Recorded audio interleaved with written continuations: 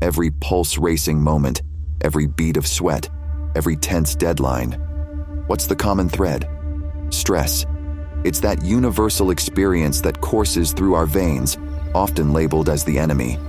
But what if we've misunderstood it all along? This so-called adversary is the very thing crafted by nature to push us, mold us, and even protect us. You've probably heard of the fight or flight response. When we're faced with a challenge or a threat, our bodies go into this mode to either confront the problem or run away from it. And guess what fuels this mechanism? Stress gets us moving. It helps us meet deadlines, pass exams, and even escape danger. It's a natural part of life that we've been equipped to handle since, well, forever. Instead of trying to eliminate stress, which is quite impossible, we should aim to manage and embrace it.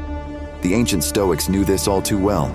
Epictetus once said, "The greater the difficulty, the more glory in surmounting it." He emphasized the idea that while we can't control the events and circumstances that happen around us, we can control our reactions to them. He believed that the key to living a virtuous and fulfilling life lies in understanding this principle.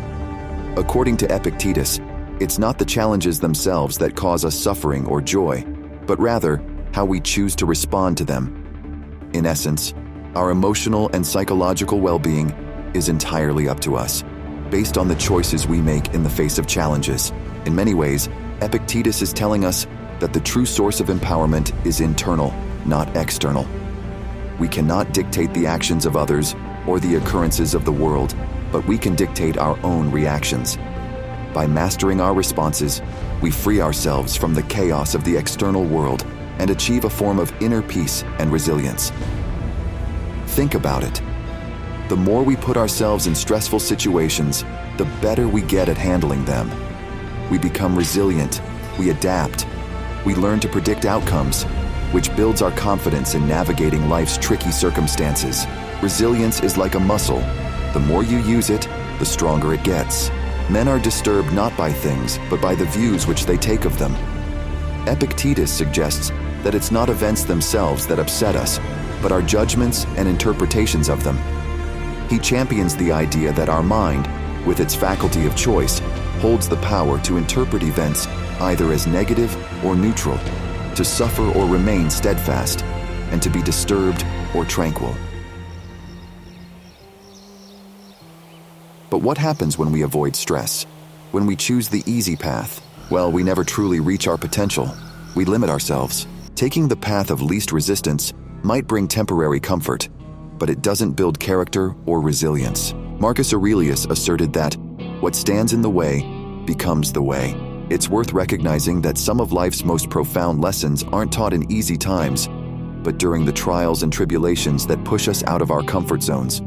Basically, every challenge we face is an opportunity for growth.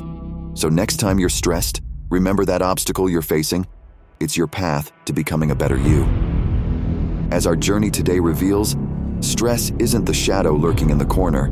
It's the catalyst, the spark that lights our path forward. It's time we reframe our narrative. Embracing stress isn't about ignoring life's challenges, but about harnessing its energy. Because it's in that embrace that we forge resilience, unearth happiness, and find a contentment that's been within us all along.